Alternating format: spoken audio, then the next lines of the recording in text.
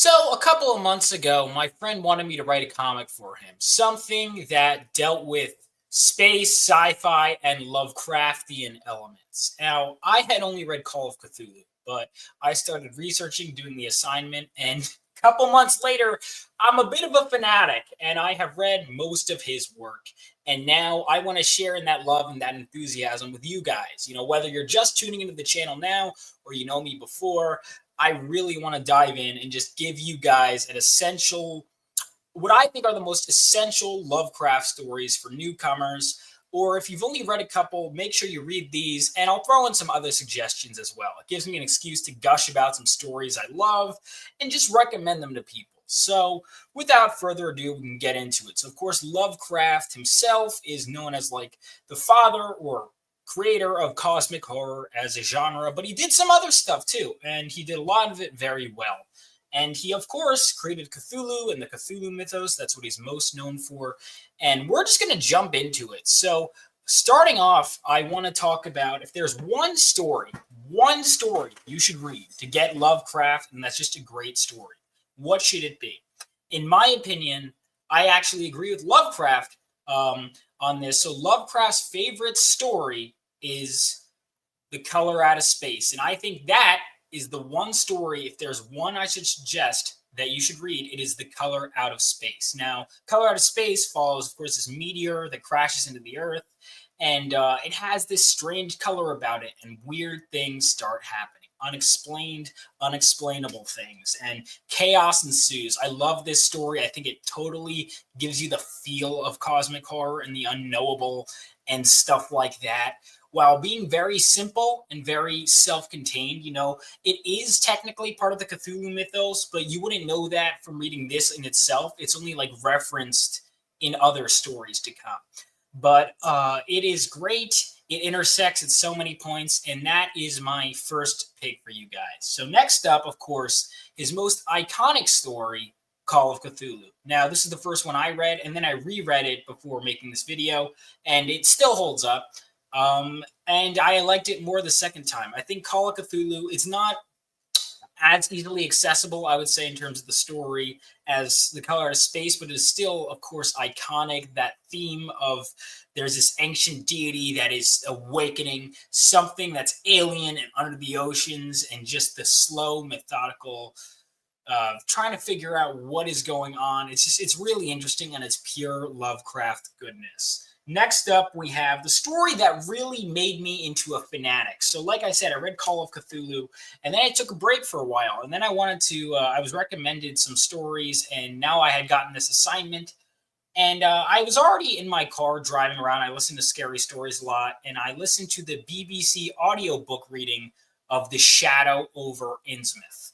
This might be my personal favorite. I'm tied between this and the next one for my personal favorite. But I love this story. So it follows this creepy town by the ocean where all the people are weird. Everyone tries to avoid it.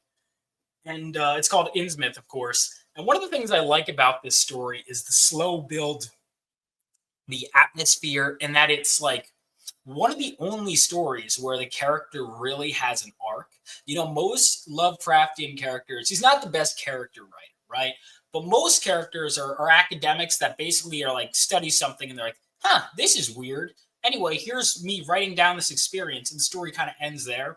But this guy, he has like a full character arc. In addition, of course, still being the academic. And the ending is really, it gives you a lot to think about and makes me want to revisit the story again and again and again and again. So, Shadow over Innsmouth, absolute necessity.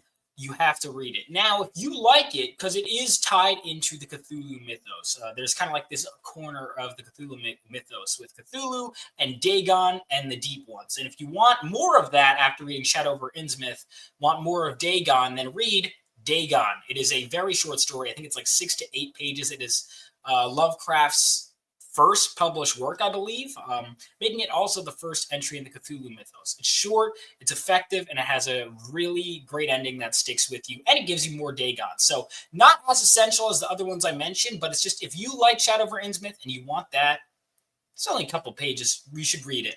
And Shadow over Innsmouth also has what I would call kind of a direct uh, kind of like an indirect sequel slash spinoff called The Thing on the Doorstep. But you could save that for later, or you could read it now. It doesn't make a difference. But I'd personally save it for later. Next up, my second favorite, the fourth essential one you got to read, The Dunwich Horror. I go back and forth between this and Shadow over Innsmouth because The Dunwich Horror is just, it's incredible, man. It is one of the best stories. The way everything unravels, Wilbur Whately and the Whately family, how the townspeople are trying to figure out what's up with this kid who's odd looking and growing at an alarming rate. And what I love about this story is it's already really interesting, right? And then it hits a point where it could have ended and been great, but it goes, and this was only the beginning. And it goes even crazier, and just like for that reason alone, I love this one. I think the Dunwich Horror is truly spectacular. It is Lovecraft that is absolute best. And next up, we have another good one, Whisper in the Darkness. So one of the things I like about Whisper in the Darkness is the way it's told is very interesting. It's mostly almost like communicating for two people between letters, and you're slowly, something is creeping in. It starts off with this guy who's a skeptic who's like, I don't believe in any of this alien crap, and you watch him slowly get bought in, and it's really cool. I will say the one detriment I think a lot of people have is he goes from like this guy who's totally skeptical to gullible by the end. Without spoilers, I would say that is a critique, but it doesn't stop it from being entertaining from beginning to end and being something you should absolutely read. So definitely make sure to check out Whisper in the Darkness. Next up, At the Mountains of Madness. Now, everyone loves this, but why did I put it here? Because in my opinion, it's better when you've gotten a fair amount of stories under your belt, because it clicks. You see so many aspects of the Cthulhu mythos click together in this story. But like all the others, it is self-contained. It's also long too, so if you're not sure if you want to read like 100 pages or however long it is, you could read some of the shorter ones first. But it's great. Out the Mountains of Madness, it's definitely exposition heavy, but the exposition is so cool. And there's some bone chilling stuff. It's about this like Antarctic expedition. And there's, of course, this moment where they're finding rocks and they're finding carvings that are older than humanity. And it leads them to go, what? Like, so is there something that predates us? And it's a wild ride. And it's a crazy history lesson with some really interesting stuff as they're slowly unraveling it. You see echoes of this kind of story in things like The Thing, and you see a lot of Lovecraft stuff. When you really get into it, you realize how much it inspired media you consume that you didn't even realize. And that's one of the things I really like. And also, At the Mountains of Madness, one of the best titles for sure. I love it. Now, At the Mountains of Madness, I want to take a quick break and say, if you want more of the lore, so the Nameless City is mentioned in At the Mountains of Madness, and I believe some other stuff. It's brought up a few times across multiple stories. So that's one of the cool things about Lovecraft is you don't have to read other stuff, but if you're like, I keep hearing this, I want more about it, you can read the Nameless City. I don't consider it an essential read, but it's just throwing that out there if you want that. History of the Necronomicon. Also, the Necronomicon is a book that basically has all sorts of weird spells and history, and really whatever the plot Lovecraft wants, whatever Lovecraft wants the Necronomicon to do in this particular story, it's in there. It's got to be the biggest book ever. It has anything in it. But if you want to read History of the Necronomicon, it's not really a story so much as kind of just like more lore. It's like a page or two. Anyway, neither of those two are essentials. Those are just bonuses. Back to the essentials. Now, I mentioned The Thing on the Doorstep, and I hold by that. So now is a great time. I think the best time to read it is after you've read At the Mountains of Madness, because it does tie into that a little bit. So I recommend that. And also, next essential read, the last like big essential of the Cthulhu mythos, I would say, is The Shadow Out of Time. This is a wild, trippy ride.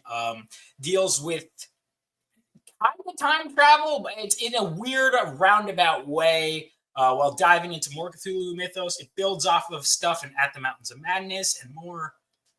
It's a really interesting one. So That is another Lovecraft essential. Now, another one, he has H.P. Lovecraft has a lot of mythos, and one guy I haven't brought up, I brought up Cthulhu. Yog-Sothoth, of course, appears in some of those stories. We have the Elder Things, we have Dagon, and all sorts of stuff. But I want to talk about Nyarlathotep. So it is not an essential story, but Nyarlathotep is, of all the gods Lovecraft reads, Nyarlathotep appears the most, primarily because he could do dream-related stuff, and because he's kind of like a messenger figure of the gods who really has a more active role in a lot of stories. So Nyarlathotep may not be an essential story, but it's only 2 pages. So if you want to read that, that's another bonus I'm throwing your way. And it also ties into some other stories like Haunter of the Dark, which is Lovecraft's final story, and one I cannot recommend enough. It doesn't get enough praise. Haunter of the Dark is what a send-off for Lovecraft. He ended on a high note, in my opinion. This story is fantastic. The ending, the last couple lines, they will stick with you. Some really good stuff. And with that, those I think are the most essential Cthulhu mythos stories. But what about stories that aren't in the Cthulhu mythos that are integral? Well, there are at least, I'm going to give you, I will give you 3 that I think are absolutely essential that are not part of the Cthulhu mythos. Well, let me clarify. Everything technically you could argue is part of the Cthulhu mythos, at least most. Some, we don't really know for sure, but most you can say.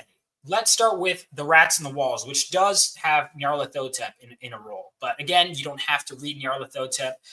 The Rats in the Walls is perfectly self-contained, not really cosmic horror, but it is horror, and it is amazing. The Rats in the Walls is, even though Lovecraft is known for like those essential cosmic horror stories, you'll always see The Rats in the Walls in these top 10 lists, and there is a damn good reason. It is because Lovecraft fires on all cylinders with this story. It is an absolute masterpiece. If you've never read The Rats in the Walls, you should. It's got a bone-chilling, shocking ending that will stick with you long after you read it. So Rats in the Walls, it's my high recommend.